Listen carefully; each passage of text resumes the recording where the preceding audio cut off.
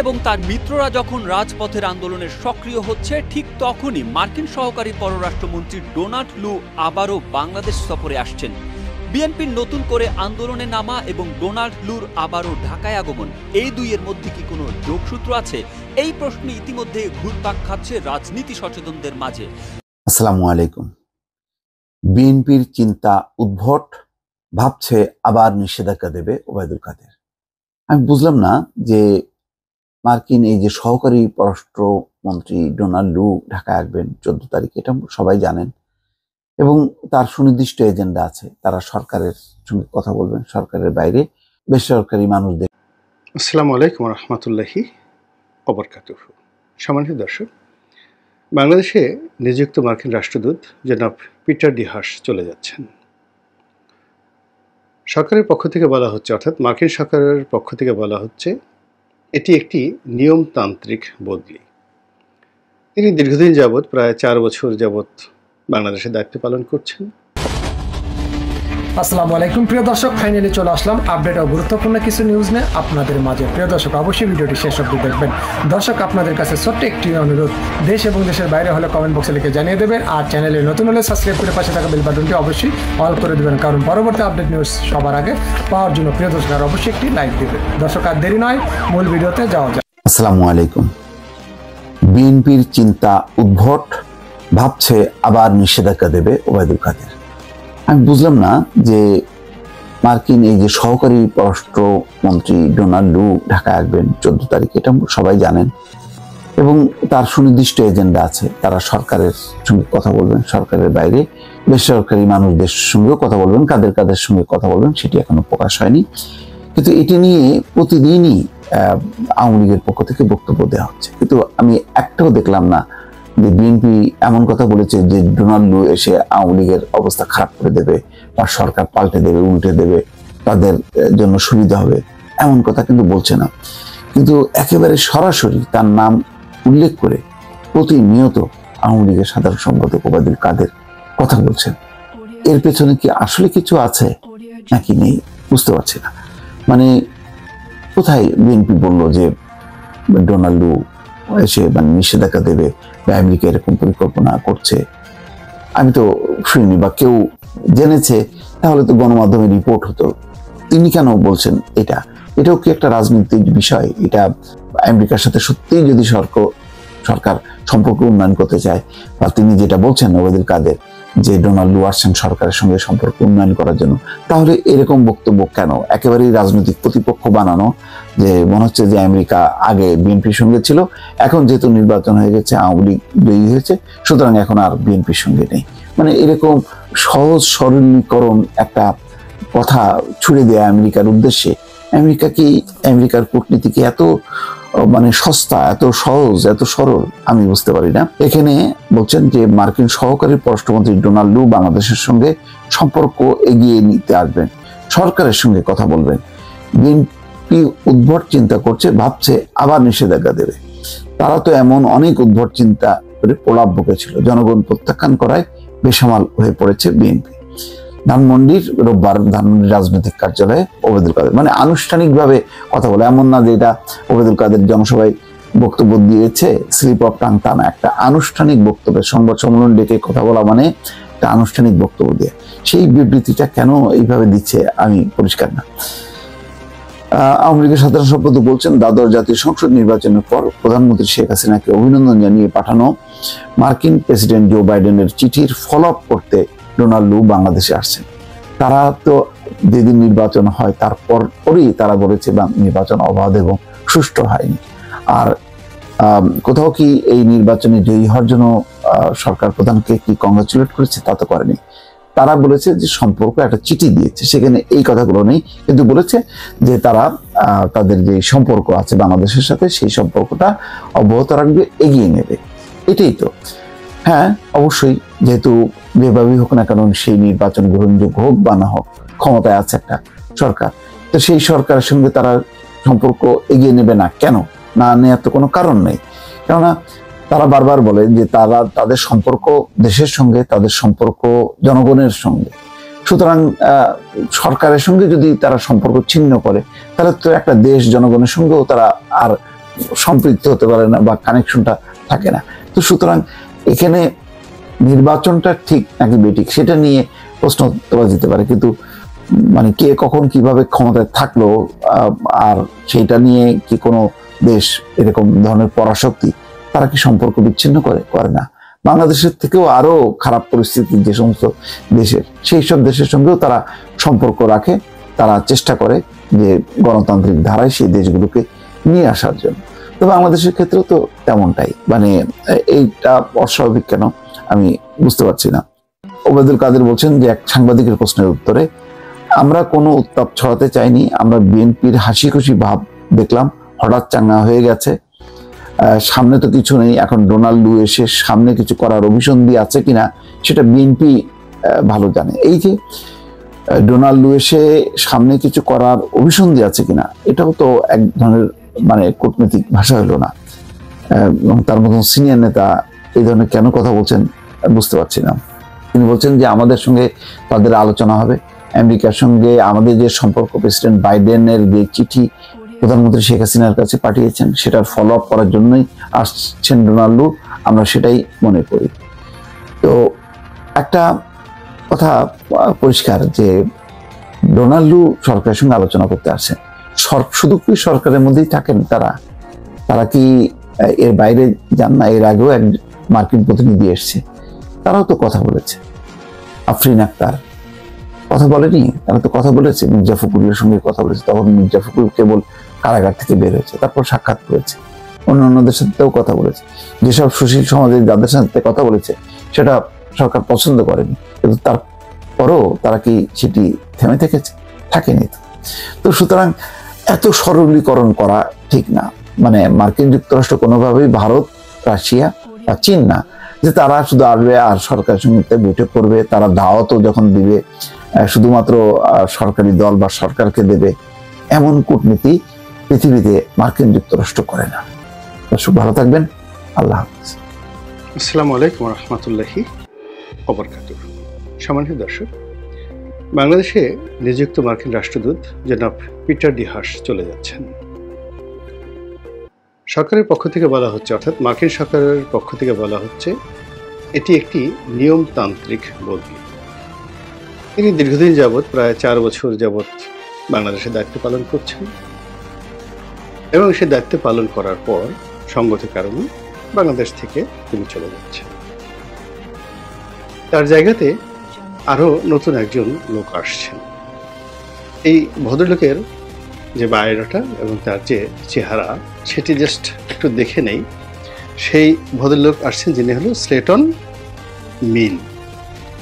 তো mister Slayton মিলের যে জীবন বৃত্তান্ত, তাতে মনে হলো যে তিনি জনাব পিটার ডি হাসের চেয়ে মার্কিন কূটনীতিতে আরো অভিজ্ঞতা সম্পন্ন এবং আরো অতি গুরুত্বপূর্ণ দায়িত্ব পালন করে সফল হয়ে তারপর তিনি বাংলাদেশে আসছেন। এর কারণ হলো যে বাংলাদেশ এখন যে কোনো কারণে আমেরিকার নিকট খুবই গুরুত্বপূর্ণ, এমনকি কোনো অংশে ভারত পাকিস্তানের চেয়ে কম গুরুত্বপূর্ণ নয়। ভৌগোলিক যদি অবস্থা বিশ্লেষণ করেন এবং এখানে ইন্দো চীন যে স্বার্থ সংশ্লিষ্ট বিষয়াদি যেভাবে দিনকে দিন বৃহত্তর পরিসরে হচ্ছে, চীনের স্বার্থ এবং চীনের যে নয়া সিল্ক রুট সেটিকে কেন্দ্র করে বাংলাদেশ, মায়ানমার, নেপাল, শ্রীলঙ্কা, এটিকে কেন্দ্র করে যে একটা বেল্ট তৈরি হচ্ছে এবং সেই বেল্টের সাথে আবার সংযুক্ত করার জন্য ভারতের কয়েকটি প্রদেশকে টার্গেট করা হয়েছে: অরুণাচল, নাগাল্যান্ড, মিজোরাম। তো এই 3টি প্রদেশকে বিচ্ছিন্ন করে তাদেরকে স্বাধীন করে দেওয়ার জন্য যে চাইনিজ মাস্টার প্ল্যান, সেই মাস্টার প্ল্যানের জন্য যে একটা নতুন ক্ষেত্র বাংলাদেশের এই ভূমিকে তৈরি করার জন্য চীন যে বহুদিন যাবৎ চেষ্টা করছে, তার বাস্তব প্রমাণ বিএনপির জমানাতে 10 ট্রাক যে অস্ত্র মামলা, সেই অস্ত্র মামলার যে প্রেক্ষাপট সেটা থেকে আপনারা বুঝতে পারেন। কাজেই চীন সেই জায়গাটা থেকে বের হয়ে আসে। চীন বাংলাদেশে তিস্তা ব্যারেজ করতে চাচ্ছে, এবং সেটার জন্য অকাতরে টাকা দিতে চাচ্ছে। এবং বিষয়টি এতটা গুরুত্বপূর্ণ, স্পর্শকাতর যে এখন ভারত বলছে যে আমরাও টাকা দেব। তো আমেরিকা টাকা খরচ না করে এখানে সবসময় করে কি অন্যের উপর ছড়ি ঘুরায়, একজন আরেকজনের সাথে যুদ্ধ লাগিয়ে দেয় এবং তারা অর্থ না দিয়ে অস্ত্র দেয়, যেভাবে তারা মধ্যপ্রাচ্যে দিচ্ছে এবং ইরাক যুদ্ধকে কেন্দ্র করে পুরো সৌদি আরবকে শেষ করে দেওয়ার মতো অবস্থা করে ফেলেছে। এবং এখনো মার্কিন সৈন্য যেভাবে কুয়েত তারা দখল করে আছে, এখনো মার্কিন সৈন্য যেভাবে সৌদি আরবে আছে, ওই একটা ওসিলায় তারা সেখানে ঢুকে গিয়েছে।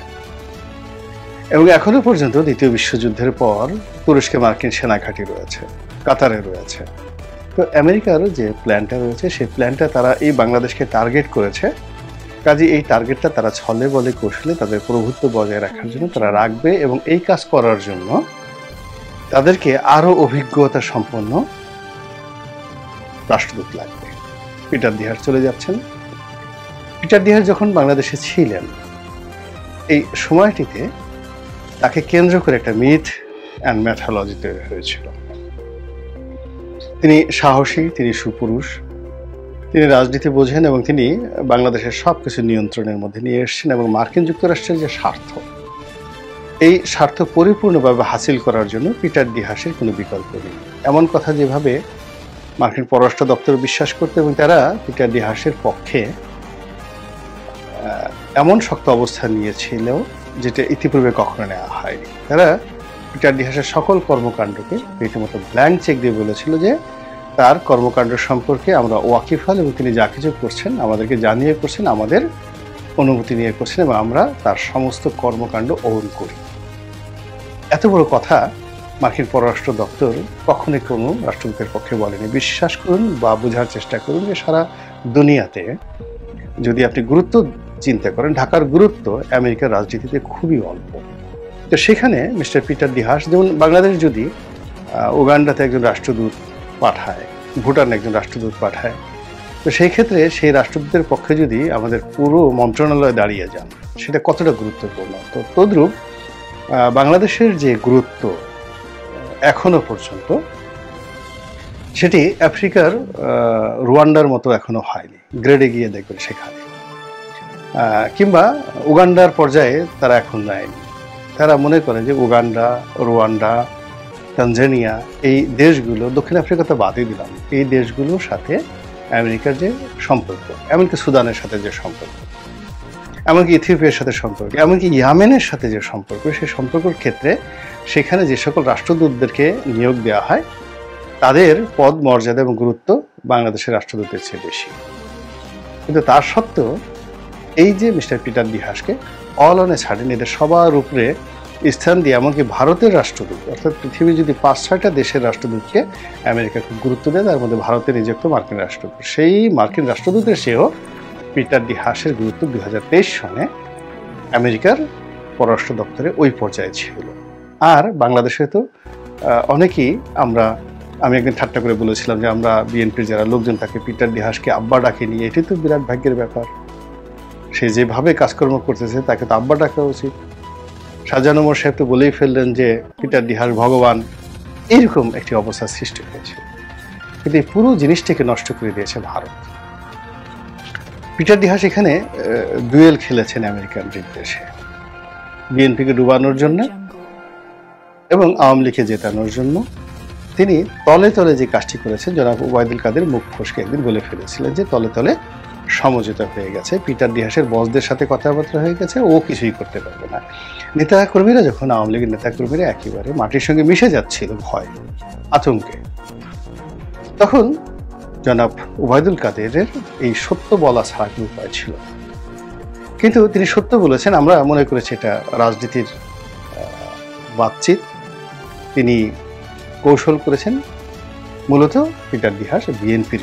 ওদিকে পিটার দিহাসকে আরও সুচারুভাবে কাজ করার জন্যে, আরও নির্বিবাদে কাজ করার জন্য তাকে যাচ্ছে তাই ভাষায় আওয়ামী লীগ গালাগালি করেছে এবং এটা আমেরিকার প্রেসক্রিপশন অনুযায়ী করেছে যে সে বিএনপির অফিস সেক্রেটারি, বিএনপির প্রেসিডিয়াম মেম্বার ইত্যাদি নানা রকম বক্তব্য, এগুলো দিয়ে বিএনপির সঙ্গে তার অ্যাটাচমেন্টটা এমনভাবে করা হয়েছে যেন বিএনপির সর্বনাশটা সে তলে তলে একেবারে জগৎ শেঠের মতো করতে পারে, মীর জাফরের মতো করতে পারে। এবং সেই কাজটা সে অত্যন্ত সফলভাবে সে করেছে। ডিসেম্বর মাসের 15 তারিখের মধ্যেই হি হ্যাজ কমপ্লিট, 2023 সনের ডিসেম্বর মাসের 15 তারিখের মধ্যে তার মিশন পুরো কমপ্লিট। এবং সেই মিশনের কবলে পড়ে যেটি হয়েছে, বিএনপি সেই অক্টোবরের যে জনসভা, সেই জনসভাটা মূলত পশ্চিমাদের পরামর্শে করা হয়েছিল। তো যা হোক, সেই ডিসেম্বর মাসে 15 তারিখে এই কর্মকাণ্ড করে পিটার দি হাস ভেগে চলে গেলেন, পালিয়ে গেলেন, গা ঢাকা দিলেন, বিনোদনে গেলেন, ডাজ নট ম্যাটার। কিন্তু ভারতীয় যে সাবেক রাষ্ট্রদূত মিস্টার পিনাক রঞ্জন চক্রবর্তী, তিনি এসে বাংলাদেশে একেবারে বোম ফাটালেন যে ভারত তাকে রীতিমতো ধমকিয়ে হুমকি দিয়ে স্টেশন থেকে স্টেশন তাকে লিভ করিয়েছে, তুমি এখান থেকে চলে যাও, সেখানে থাকলে একটা সমস্যা হতে পারে। কিন্তু সর্বনাশ যা করার তিনি তা করে ফেলেছেন। এবং এই করার ফলে এটি এখন প্রকাশিত হয়ে যাওয়ার পরে দেখা গেল তিনি এখন বাংলাদেশকে চলে যাচ্ছেন। তার এই চলে যাওয়াটা আমাদের দেশের ইতিহাসে, রাষ্ট্রদূতদের যারা চলে গেছেন, ইতিহাসের সবচেয়ে একটা কালো অধ্যায়। আমি অনেক আগে একটা ভিডিওতে প্রায় 4-5 মাস আগে বলেছিলাম যে পিটার দি হাস এমন হতে পারে যে তিনি চালাকি করছেন, ডুয়েল গেম খেলছেন, এবং তাই যদি হয় সেক্ষেত্রে তিনি এখন যে হিমালয়ের উচ্চতায় রয়েছেন সেখান থেকে নেমে একেবারে সাগরের রতলান্তে তাকে লোকজন নিক্ষেপ করবে। এবং কোটি কোটি মানুষের আশীর্বাদ এখন যেভাবে পাচ্ছেন, এটা অনাগত দিনে অভিশাপে পরিণত হবে, এবং সেই অভিশাপে তিনি সারখার হয়ে যাবেন। তার পরিবার পরিজন, আত্মীয় স্বজন সব কিছুর উপরে এই অভিশাপ পড়বে যদি তিনি ডুয়েল খেলে থাকেন। আই ডোন্ট নো, কিন্তু বাস্তবতা এমন প্রমাণিত হয়েছে যে তিনি আসলে আমেরিকান সরকারের পক্ষে খেলেছেন বিএনপিকে নিয়ে, এবং ভারতের পক্ষে, আওয়ামী লীগের পক্ষে তিনি সর্বনাশ করেছেন। তো সেই পিটার দি হাস চলে যাচ্ছেন, এটি সম্মানজনক বিদায় নয়, অসম্মানজনক বিদায়। এর আগে 1/11 হয়েছে, সেই সময়টাতে যারা ছিলেন মার্কিন রাষ্ট্রদূত, ব্রিটিশ রাষ্ট্রদূত, তারা যে কর্মকাণ্ডগুলো করেছেন একটা 1/11 ঘটিয়ে তারা কিন্তু সফলভাবে গিয়েছিলেন বাংলাদেশে। কিন্তু সেই তুলনায় মিস্টার পিটার দি হাস আপাত দৃষ্টিতে ব্যর্থ। এই কারণে ব্যর্থ যে তিনি আওয়ামী লীগের জন্য করেছেন কিন্তু বিমান বিক্রি করতে পারেননি। আর মার্কিন সরকারের যে স্বার্থগুলো রয়েছে, যেগুলো নিয়ে তারা আওয়ামী লীগকে প্যাট্রোনাইজ করেছে, সেটা ইন্দো প্যাসিফিক চুক্তি হোক, সেটা চীন বিরোধী একটি অবস্থান হোক, সেটি নতুন বাণিজ্যিক চুক্তি হোক, যা কিছু হোক না কেন, প্রায় সব ক্ষেত্রে মিস্টার পিটার দি হাস ব্যর্থ হয়েছেন আমেরিকান সরকারের স্বার্থ বাস্তবায়ন করার ক্ষেত্রে।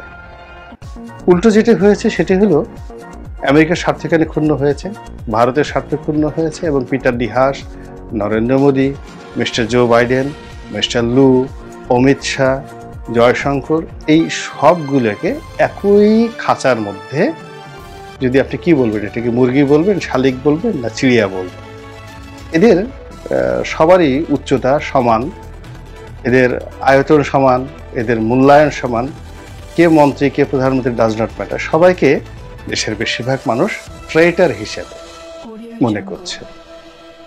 তো এই যে একটা জীবন খুব অল্প সময়ের মধ্যে কিভাবে হয়ে যায়, এলোমেলো হয়ে যায়, সেই জীবন থেকে আমরাও শিক্ষা গ্রহণ করতে পারি। এবং অনাগত দিনে বিএনপি এই পিটার দি হাসের মতো যে সকল রাষ্ট্রদূত রয়েছেন, অতীতে 2014 সনে এক রাষ্ট্রদূত ছিলেন, সবাই তাকে কাজের মেয়ে মর্জিনা বলত। এই ড্যান ডব্লিউ মর্জিনার কবলে পড়ে বিএনপি কিন্তু আন্দোলন থেকে হাত গুটিয়ে নিয়ে আসে। এবং এইবার জনাব তারেক রহমান থেকে শুরু করে বিএনপির শীর্ষ নেতৃত্ব যারা আছেন, তাদের একটা সফলতা, যারা মিস্টার পিটার দি হাসের ফাঁদে পা দেন। মিস্টার পিটার দি হাস এবং ভারতীয় যারা গোয়েন্দা, তাদের সর্বোচ্চ চেষ্টা ছিল ছলে বলে কৌশলে বিএনপিকে নির্বাচনে নেওয়া, এবং এর জন্য 28 অক্টোবর একটা দুর্ঘটনা ঘটিয়ে তারপর নেতাদেরকে গ্রেপ্তার করে জেলখানার মধ্যে ঢুকিয়ে তাদেরকে চাপ দিয়ে এই নির্বাচনের পক্ষে নিয়ে যাওয়া। যে কাজটি সর্বোচ্চভাবে চেষ্টা করা হয়েছে একমাত্র শাহজাহান সাহেব ছাড়া কারোর সাথে mister Peter D Haas and গং তারা পারেননি। বিএনপি বিজয়ী হয়েছে, আর পিটার দি হাসরা পরাজিত হয়েছেন, এবং পরাজিত পক্ষ তাদেরকে চলে যেতে হয়, এবং তিনি সেইভাবেই চলে যাচ্ছেন। আল্লাহ ভালো জানেন, আমরা দিব্য দৃষ্টিতে যারা দেখছি এবং আমরা যারা ভুক্তভোগী তারা এর চেয়ে ভালো কোনো বক্তব্য আমরা এই মুহূর্তে আর দিতে পারছি না। আল্লাহ আমাদের সবাইকে হেদায়েত দান করুন আর হেফাজত করুন। আসসালামু আলাইকুম ওয়া রাহমাতুল্লাহি ওয়া বারাকাতুহু।